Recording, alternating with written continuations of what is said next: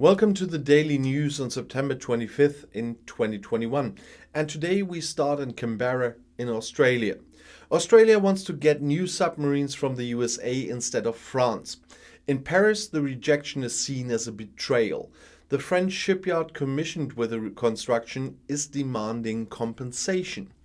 The government in Canberra is expected to receive an invoice in the coming weeks. The French naval group plans to submit a detailed and calculated proposal to Australia soon on the cost of cancelling of the agreed delivery of submarines. The head of the company, Pierre-Eric Pommeillet, told the French newspaper Le Figaro that Australia would receive an invoice in a few weeks. Australia terminated the contract out of convenience, which means we are not to blame, he said. And he said, it is a case that is provided for in the contract and requires the payment of our already incurred and future costs, Pommeillet told the newspaper.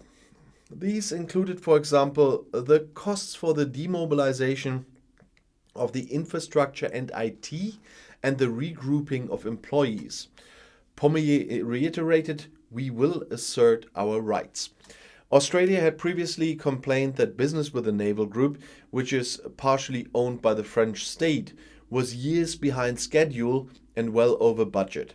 In 2016, Canberra signed a deal to buy 12 Suffren-class diesel-powered submarines.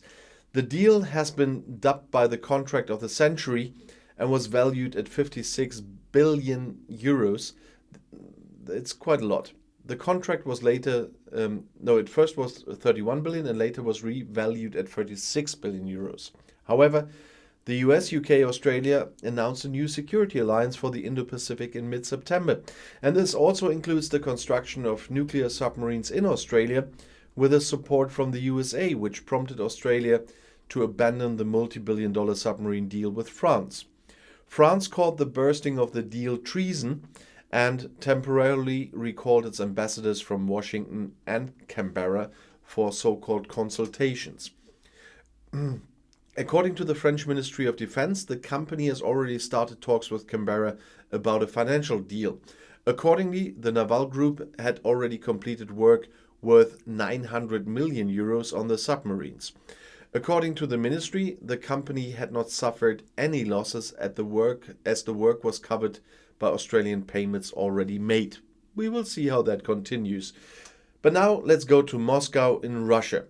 The imprisoned Russian government critic Alexei Navalny has accused the US technology companies Google and Apple of complicity with the Kremlin. He said, if anything surprises me in the last elections, it was not how President Vladimir Putin falsified the results, but how obediently the all-powerful tech companies became his accomplices.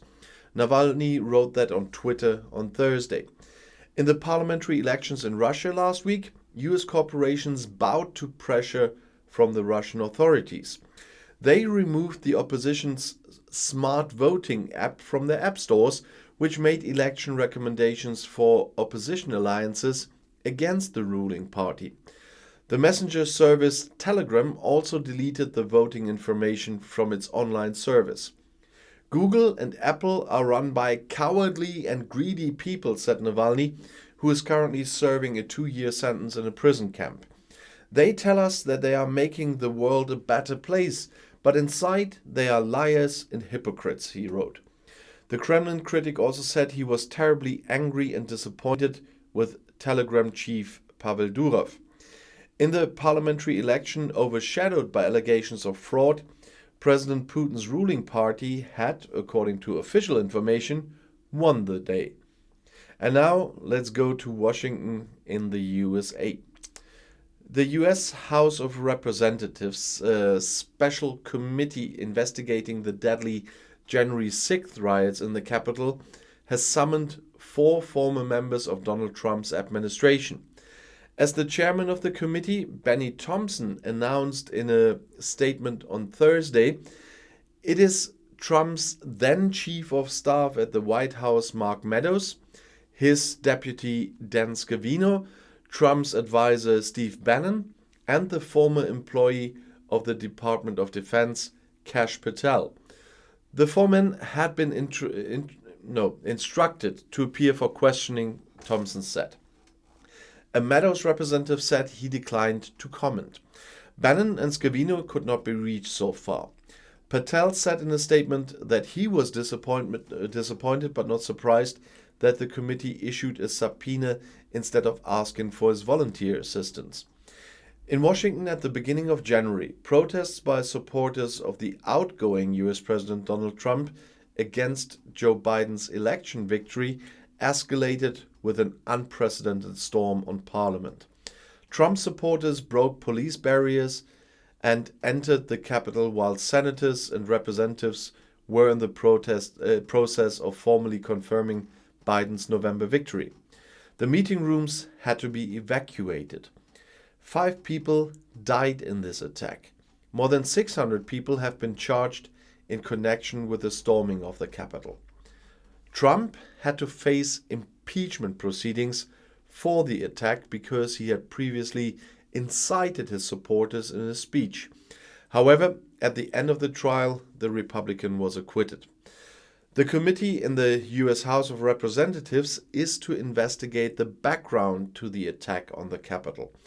The establishment of the investigative body was already the subject of fierce party political disputes. And now we stay in the US, but we go to New York now. British Prime Minister Boris Johnson continued his tradition of absurdly comical appearances at the UN General Assembly with a speech on the fight against climate change.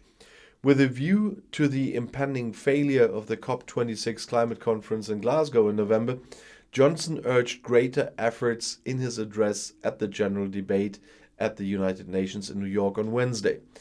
I made this part of the video appeared in another video on my main channel already, but this is fun. We have a great power to change things or to change things for the better and a great power to save ourselves, he said.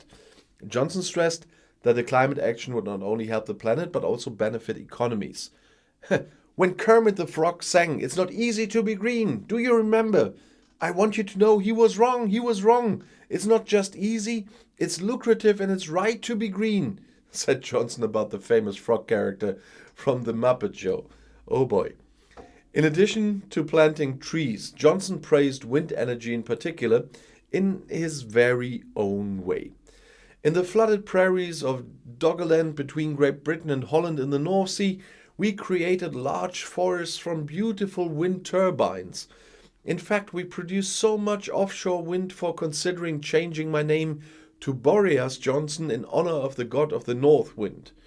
In his speech, the British Prime Minister, quite known for his silly appearances, thanked China's President Xi Jinping for his announcement that he would no longer export coal-fired power plants. He also praised US President Joe Biden for his promise of billions of additional dollars in climate aid. Johnson also raved about modern technology with which one could absorb CO2 and put it in brownies. I won't eat that. The Prime Minister also made it clear that the global course in the fight against global warming, with a forecast temperature increase of 2.7 degrees by 2100, is fatal. He said, "I hope COP26 turns out to be like a 16th birthday to humanity, where there isn't a lot of misery but a party where we choose to grow up. That is why the candles of a burning world should be blown out at the climate conference."